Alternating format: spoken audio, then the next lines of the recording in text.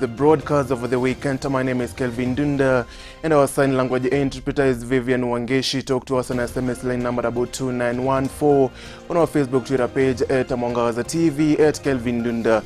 And as we start the broadcast 2 weeks after gubernatorial elections were postponed in Mombasa and Kakamega County respectively due to mismatch on the ballot papers, the elections are now set to happen next week on Tuesday 30th of August.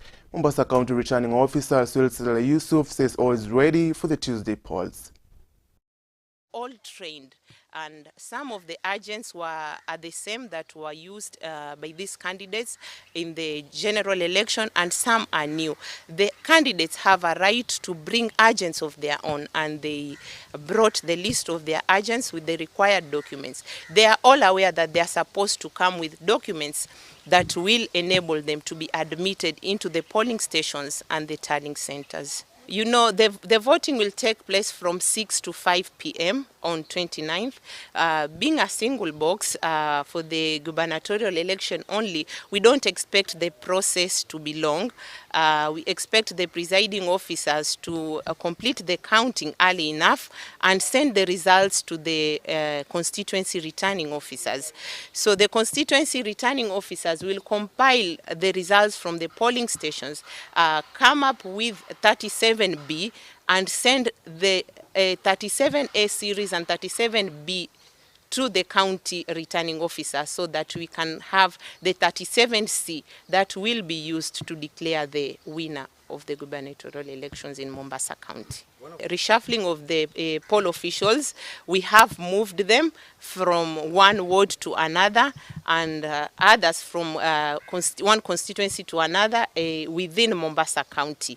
So we have made the reshuffling of the poll officials to ensure that the process is free, to ensure that the process is fair, because most of our candidates claimed that they suggested that these poll officials be reshuffled, and the chairman of the commission instructed us that where we can reshuffle the poll officials, we can go ahead to reshuffle them. Where it's difficult, we can consider the same. But in Mombasa County, being a small county, we have managed to reshuffle the poll officials within the wards and some within the constituencies.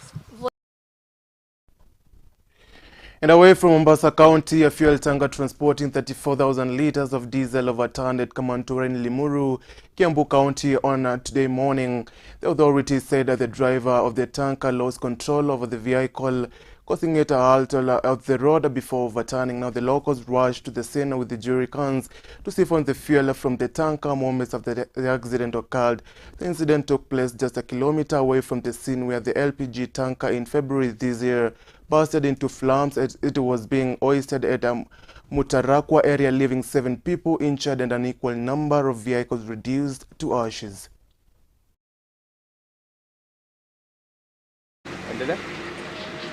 Tuseme kitu kama saa 8 ya usiku ndio hii gari ilianguka. Sasa sijui kama ndizingizi ilifanya gari angushe gari ama nini, na ilikuwa inatoka Nairobi, kama sijui kama pande hii ilikuwa inaenda Sudani ama inaenda Kampala, sikujua mahali alikuwa anaenda, lakini kitu kama saa 8 ndio hii gari ilianguka. Na kama traffic walifika hapa kitu kama saa 8:30 hivi, kwa sababu kuanzia saa 7 ndio hii gari ilianguka. Izuia kwa sababu hawakuwa wanakubali watu wachote mafuta. Watu wako wanachota mafuta, walikuwa wanakataa watu wasichote. Kwa hivyo wameumia, hakuna mtu ameumiza mwenzake hata kwa sababu ya mafuta ama kwa shida yoyote, hakuna mtu ameumia. Mpaka saa hii bado watu wako sawa. Inasababisha ajali mingi sana, na barabara ni nyembamba. Ni barabara ya kuanzia hapa, barabara mbili kuanzia ya highway kwenda Maimayu, barabara inakuanga ni narrow. Hata ukijaribu kutesa kidogo itakuwa imemeka accident. Ni ili wasirue town. Hali ya hewa ni mbaya saa hii. Hali ya hewa ni mbaya, kama inawezekana wao wana travel usiku. Gari kama hizi za kubeba mizigo ya pesa mingi, si travel usiku, sinaenda mchana. Ndio ukungu hakuna. Ikifika usiku wao wanalala mapema.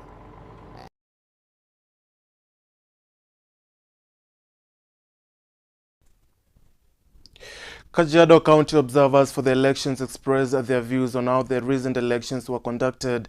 The observers have said that the IEBC need to up their training, especially on voter education, in order to ease the election process. Kelvin Ndunda, the director of the county governance, said that the IEBC need to embrace digital voting in future so as to FT spending on the elections.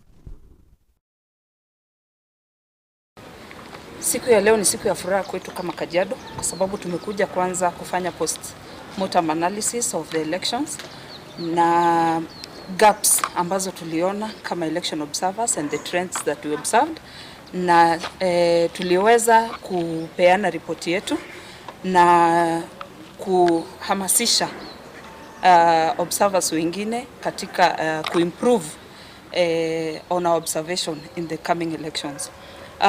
Tuliweza kuletwa pamoja na shirika ambalo linaitwa County Governance Watch, ambayo kila wakati before election imeshinda ikiwa inaleta stakeholders pamoja katika kuensure peaceful elections.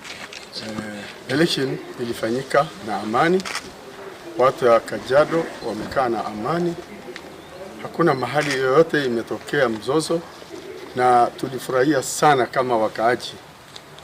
Kwa hivyo tunataka tudumishe tu amani, watu akae na amani, hata kama kuna bado election ingine bado inangojea matokeo fulani, mambo ya kotini na nini, tuangojee na amani. So ile mkutano ambao tumekuwa nao siku ya leo ni kuhakikisha ya kuwa tumefanya hiyo postmortem, na some of the recommendations ni kama kwa mfano matumizi ya technology, ya kuwa pengine IEBC inaweza anza kufikiria namna Wakenya wanaweza fanya electronic voting ili watu wasiwe na usumbufu haswa kulingana na kufungwa kwa nchi sababu ya uchaguzi. Cha kwanza nataka kusema nashukuru haswa Peace Committee ya Kajiado, maana hapo awali walihimiza watu kuwa na amani, na pia nashukuru shirika la County Governance Watch kwa sababu limekuja kututia nguvu, wametuelimisha, na hata haswa vijana ambayo mimi ni kiongozi wao ya Olelele sub county. Nimeona ya kwamba vijana wamehusishwa katika hali ya amani, na ndio mmeona ya kwamba Kajiado County liko katika hali tulivu.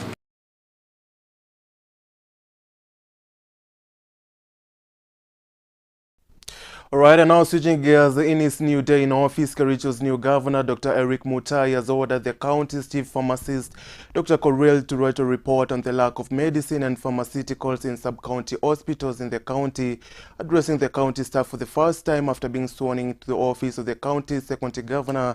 Mutai directed the county revenue officer to write a report still on the huge drop in the county's own revenue collect from 1.5 billion to 250 million to 500 million.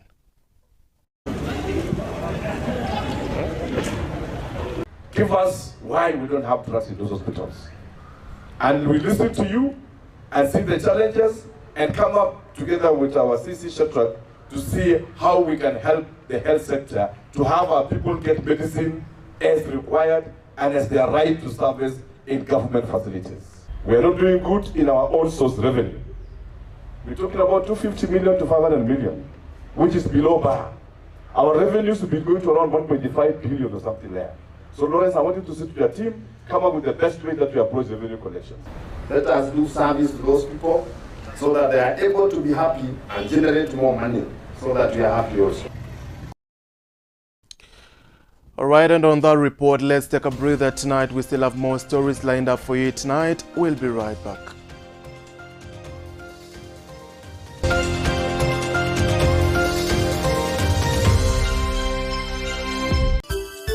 Unatazama Mwangaza TV, tumaini lako.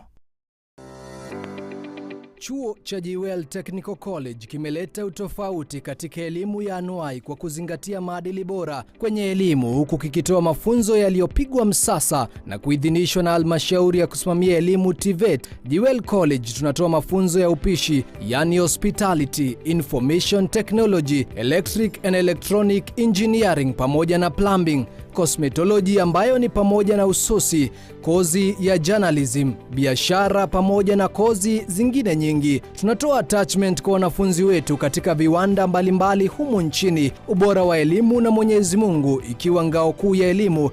Katika chuo cha Jewel, wanafunzi wetu wanafanya bora katika mitihani yao na kufuzu vyema. Jewel College huandaa sherehe maalum ya kufuzu kwa wanafunzi wanaofanya vyema. Mitihani yetu ni ya NEC, NITA, KASNEB, ICDL na pia ICM. Tutembelee katika afisi zetu Rwesambu, barabara kuu ya Thika, katika jumba la Jewel Complex, orofa la 6. Unaweza pia kuzungumza nasi kupitia 0701300071, 0701300071. Jewel Technical College, the fear of the Lord is the beginning of wisdom.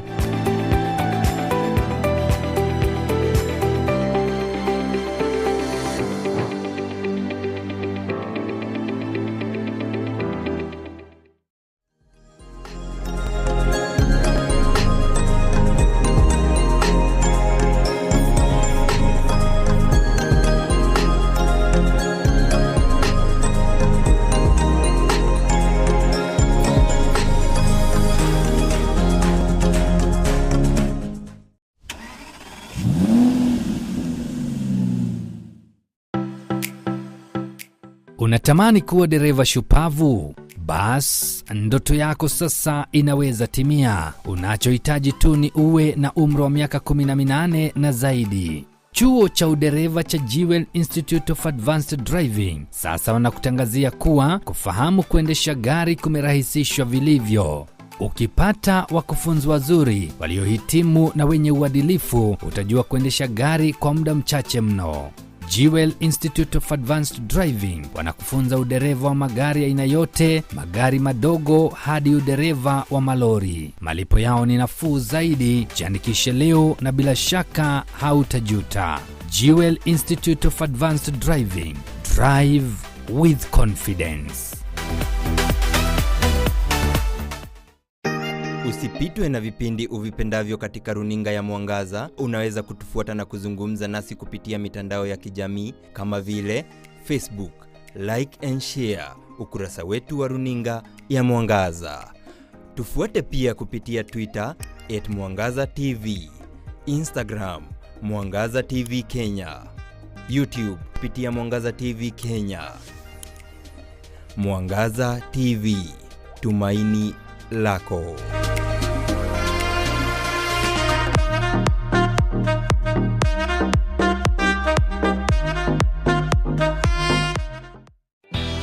Kampuni ya Kemuma Engineering System ni kampuni tajika ya uuzaji wa bidhaa zote za umeme. Kemuma Engineering System pia wanakuuzia bidhaa na vyombo mbalimbali vya usalama kama vile kamera za CCTV aina tofauti tofauti, generator, battery, inverters na fire extinguishers kati ya zingine kwa bei nafuu. Kemuma Engineering Systems pia wanakuwekea ua la umeme kudumisha usalama na vile access control kwenye afisi na biashara. Zaidi ya hayo, wanaweka milango ya remote na huduma zingine nyingi za usalama. Kampuni ya Kemuma Engineering System imekuwa ikitoa huduma kwa wateja kwa zaidi ya miaka 10 nchini na mataifa ya mbali ya Afrika Mashariki na imepokea tuzo kwa huduma bora. Tembelea maduka yetu ya Kemuma Engineering System jijini Nairobi, eneo la Kamae Road kutoka Luthuri Avenue kwenye jumba la Nyandarua House, orofa la 2, room number 204. Pia unaweza kuwatembelea katika tawi la Kema Gaberone Road karibu na mkahawa wa Sagret katika jumba la Pwani Guest House ground floor. Eneo la Kasarani wanapatikana Max Plaza ground floor mkabala na kituo cha polisi cha Kasarani karibu na benki la Family. Kwa maelezo zaidi wasiliana na Kemuma Engineering System kupitia 0721250846 ama 0712828896. Kemuma Engineering Systems, security at its best.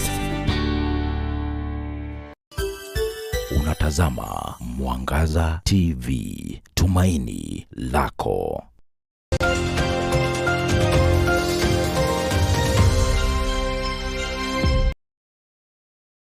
All Alright, welcome back and many thanks for staying here with us for us to inform you tonight.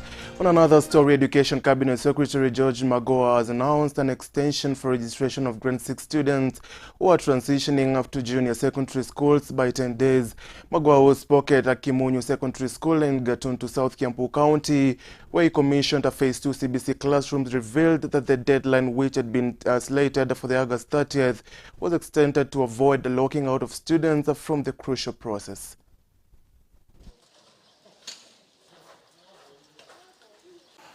There is nothing more I want to say except that we are almost at our target. I want to encourage my staff across the country that it is good to remember that it is what gets measured that gets done, and hence our being in these schools to ensure that we are all working together. We are at over 90%. There are hiccups in some parts of Western and some parts of Rift Valley and of course Nairobi and Mombasa. But knowing that we have the whole of next week to regiment, we should be able to deliver. So from here I'm going back to Nairobi, and I think we have agreed with my officers here that Kiambu is going to get completed tomorrow. Some schools in Kakamega are still sending children over the weekend to go and look for money. Can the RDE Western ensure that the children of Mukumu High School are taken back to school immediately? If the school leader is very keen on getting money from parents, he has the power, together with my officers on the ground, to summon the Parent Teachers Association so that they are able to deal with the financial issues without interrupting the children's short period. The second point I want to say this morning is that we have done extremely well in terms of registering our children in grade 6 with regards to selection. And we are also human because we have interfered with some dates. We were supposed to start at a particular date and we started late. We have also had hiccups, and we are also going to have hiccups on Monday in some areas. Therefore, as a government, we have decided to extend the final extension for the school selection process.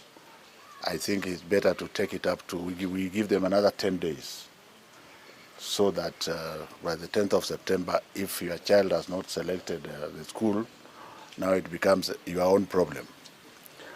I would want to encourage those who have not selected to continue to select after consultation, and that this is not going to be a hiccup, it's not going to be a challenge, because even, for example, with the elections in Kakamega and Mombasa, the children will then have extra time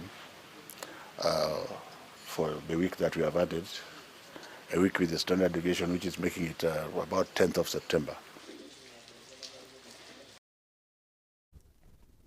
Two children from Rukane Primary School, a 13-year-old grade 6 and a 6-year-old girl, PP2, are reported to have passed away while 18 Rukane villagers were admitted to Marimanti Level 4 Hospital in Tharaka-Nithi County. The case has been confirmed by the nurse in charge of Marimanti Level 4, Stephen Kamancha, and OCPD Tharaka-Nithi Gabriel Mwangangi has asked the residents to stop eating the forest biryani, as this is the second case and the incident this year.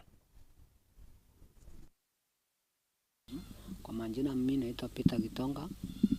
Jana ambaye iko mtu ambaye alikuwa anakata miti na pawaso, na wakatoto wakasikia wakati hiyo miti ilikuwa inakatwa, na wakaenda kuangalia huyo ambaye alikuwa anakata miti alikata asali litokea, na watoto wakaanza kukula, walitana na wakaanza kuita wengine, kila mtoto akingangania kupata asali. Na hiyo watoto walikula muda kama saa 4, na wakaendelea na kazi yao kama kitu saa 10, ndio watoto walianza usikia wakiumwa na tumbo. Na wakati walianza kuumwa na tumbo walikuwa hata wanatabika hata kualisha. Na wakati mimi nilikuja hapo kwa ndugu yangu, mimi niliitwa nikiwa kwangu, na nikaambiwa mtoto wa ndugu yangu ni mgonjwa na ameanza kutabika. Nikakuja hapo tukaongea, akaanza kupewa maziwa, na nikawaambia wacha nikuje, nikaenda pale kwangu nyumbani. Wakati mimi nilipika nyumbani nilisikia nduru, na wakati nilisikia nduru ikakuja, hata pikipiki ikakuja, tukaweka mtoto kwa pikipiki, tukaenda mpaka Mkodhima hospitali. Na wakati tuliingia kwa hospitali, mimi niliona mtoto ambaye ameisha, na hapo ndio nilianza kutafuta gari. Na wakati nilipata gari, nilienda mpaka wa polisi nikaandikisha, na kuandikisha hapo ndio tulitoka tukaenda mpaka Marimanti, tukapeleka mtoto kwa mochari, na tukawacha mtoto wetu kwa mochari, ndio tukarudi. Na wengine wako Marimanti hospital wakilazwa. Tuko hapa siku ya leo kwa maneno yale yalitokea tena. Kuna watu tuliambiwa walikula hii asali ya msituni tena. Mwaka huu tu hapo Januari tulikuwa na kesi nyingine kama hiyo, na ni kama hizi kesi zinaendelea kwa kila wakati na tujui kwa nini. Kuna wengine tulipata kutoka pande ya Gatidhini huko Ntoroni side,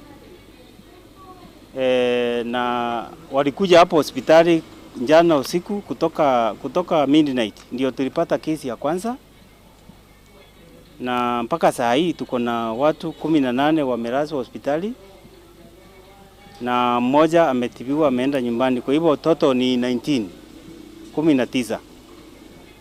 Unfortunately kuna mtoto alikuja hapa akaaga wakati anapewa matibabu, na tunasema pole sana kwa jamii na familia yote kwa yale yametokea.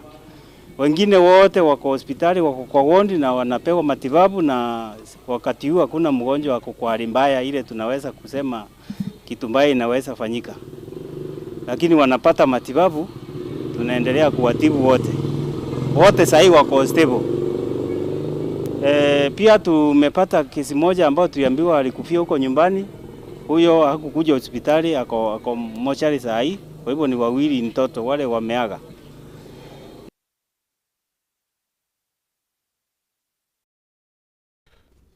Illicit brewing has returned to development in many parts of Yatta, especially in Mavoloni location, where young people are now drinking changa and smoking bang instead of doing a meaningful development. Police has to act immediately or the whole community is doomed, as the residents of Kampilamawe area accuse the government officials of coordinating such activities because of collecting bribes and releasing suspects before being taken to the court. Take a look. Majina naitwa Eunice Mutua kutoka Kampilamawe.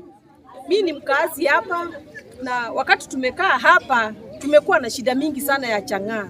Chang'aa imeuzwa hapa kiasi kwamba imekuwa ni kama sukuma wiki, ni kama maharagwe, ni kama mahindi. Bangi pia imekuwa sasa, ukinunua sukuma hapa unarudi unanunua bangi mahali pale, unanunua chang'aa hapo mbele. Sasa saa hii hakuna tofauti ya sukuma na chang'aa Kampilamawe. Sasa sisi tunashangaa ni nini inaendelea, kwa sababu kila siku tunaona maaskari wanakuja wanashika watu, na the following day Kidhimani wakifikishwa kotini unasikia mtu amefungwa probation. Na tunashindwa ni nini inaendelea katika mahakama ya Kidhimani na Yatta kwa kifupi, kwa sababu kila wakati wanashikwa wakipelekwa pale, the following day wanakuja na wanaendelea kuuza chang'aa. Sisi tunauliza, kwani serikali ya Kenya imekuwa aje? Na kwani tunakuuza tena Matiang'i na wewe Mutiambai? Sisi watu wa Kenya na watu wa Mavoloni, sisi tutasumbuka mpaka lini na tutahangaika mpaka lini? Hapa kila siku tunazika vijana barubaru ambao vijana wanafaa kutusaidia, na watoto ambapo wamesoma. Mzazi ameuza kila kitu, amesomesha huyo mtoto, amemsomesha mpaka hata university. Mwingine tumezika hapa juzi wa university, amekunywa pombe mpaka maini yote inaanguka chini. Sasa sisi tunauliza, sisi tutapata afadhali yetu lini? Na katika hii Kampilamawe kuna shida ambayo imetukumba sisi, ambayo sisi kama wanarika hata wazazi imekuwa ni shida kubwa sana. Na shida ambayo iko hapa ni kuhusu mambo na chang'aa. Chang'aa, kuna bangi na kuna miadarati, hata kuna I think hapa kuna hizi zinaitwa cocaine zinauzwa hapa, na wenye wanauza ni wakazi wa hapa. Sasa shida ni kwamba hii kitu tunaona kwamba inapofika mahali watu wanachukuliwa, wale ambao wanauza hizo chang'aa wanaenda pale kwa post, na inachukua muda kidogo, naona wanaregeshwa tena hapa, wanaendelea kuuza ile chang'aa. Shida hao watoto ambao wanalelewa hapa, kuna shule iko hapa karibu, shule ziko karibu hapa. Hizo shule unapata wale watoto wanaathirika katika njia moja ama ingine. Naomba kwamba tunapoeneza hii mambo na kumaliza hii mambo na operation ya kumaliza chang'aa, tafadhali tunaomba askari waweze kumaliza hii mambo, kwa sababu hii mambo inaharibu wanarika wa hapa mahali.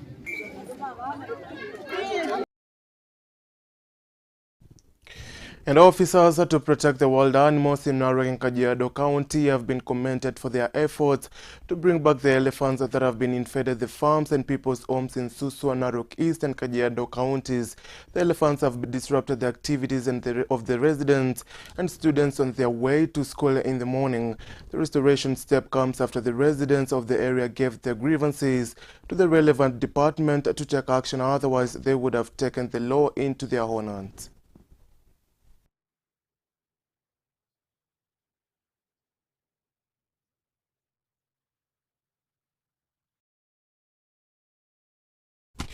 Alright, and that report brings us to the end of the broadcast tonight. Many thanks for tuning in and for choosing us to inform you tonight.